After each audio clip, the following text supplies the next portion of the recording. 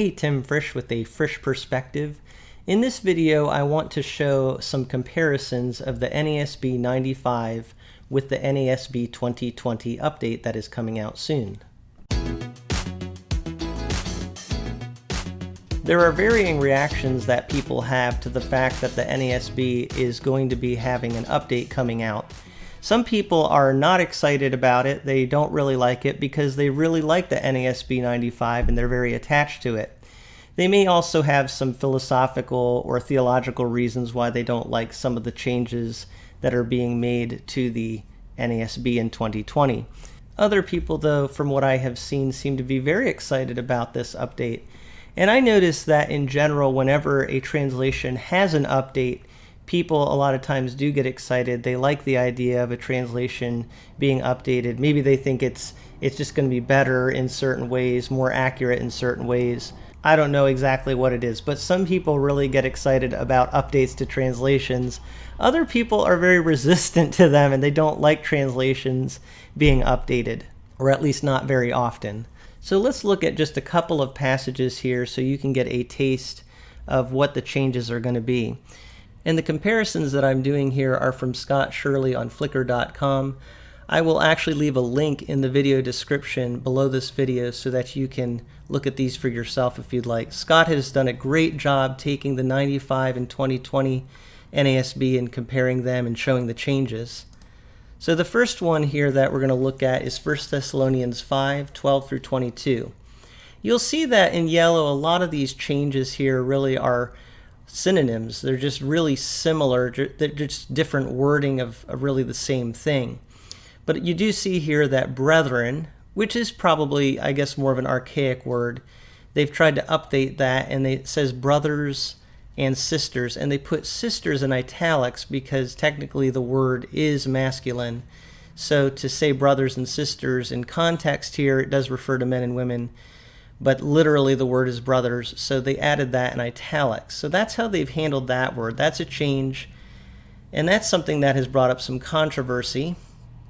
But a lot of these other changes are just little things, synonyms for other words. After that, which becomes what. They have semicolons here that are just changed to commas. Examine everything carefully. This word in italics, a supplied word, is taken out. Hold fast becomes hold firmly. And I do think hold fast is not a phrase that people use today. It's not something you typically hear in English. Hold firmly is clearer there. So this gives you an idea of some of the changes. Let me look at one other passage here, Isaiah 53. Very similar. A lot of the yellow highlighting here, it's just synonyms for different words. Message becomes report. Parched becomes dry. And I do think the word parched is a great word, actually. But I guess dry is a little easier for people to understand. I'm not sure, but they did change that word. And you see a lot of that in comparing these two. It's really just trying to take certain words and maybe just make them clearer for readers today. I'm not exactly sure why they changed all these words, but you do see here that whom men hide their face becomes whom people hide their faces.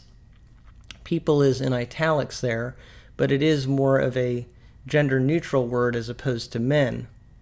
And then looking at these other differences here, really similar actually. It's just different wording, synonyms for other words.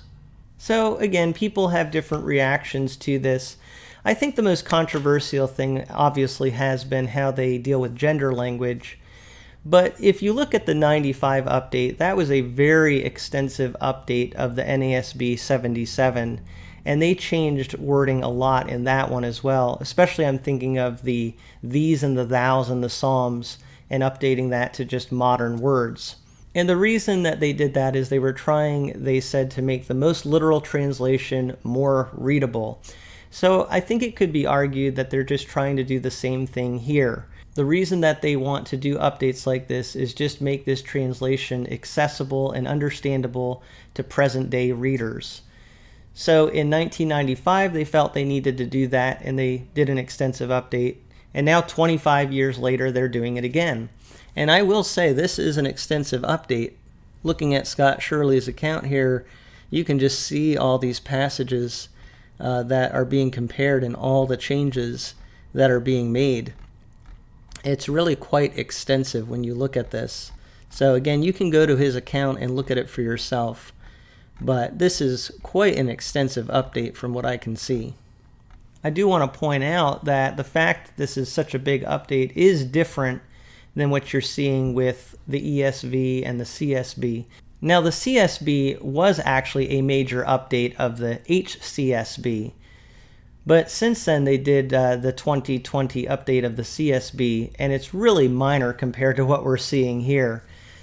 So it's interesting because people will say, oh, I want to make sure I have the most updated version of the ESV or the CSB, but actually those updates are pretty minor.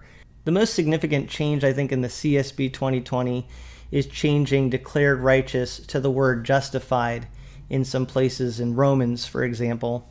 But overall, it's really not that huge of an update, whereas this is an extensive update. This is really big.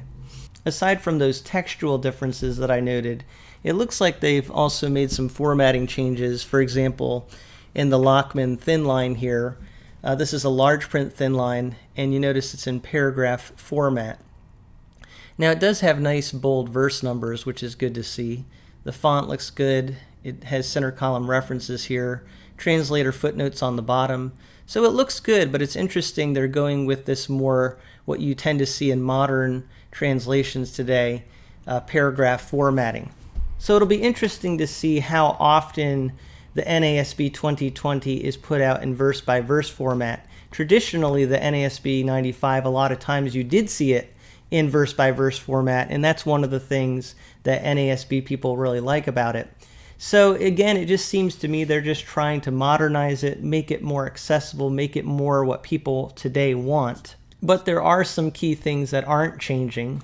You notice that they are still using italics for supplied words, and they also capitalize pronouns for deity. And so you see that here in Isaiah 53, referring to Jesus, the Messiah, he himself, they have those pronouns capitalized. So that's not changing in the 2020 update, and I know that will make NASB people happy, but there are changes here that the NASB 95 people may not like. Other people are very happy, excited about this update. So it'll be interesting to see how it's received. Will you be using this update? What are your feelings on it? Go ahead and leave your thoughts in the comments below.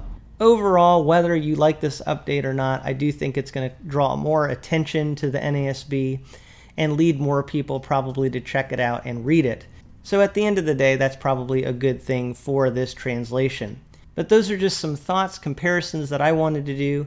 Thank you as always for listening to what I have to say from a Frisch Perspective.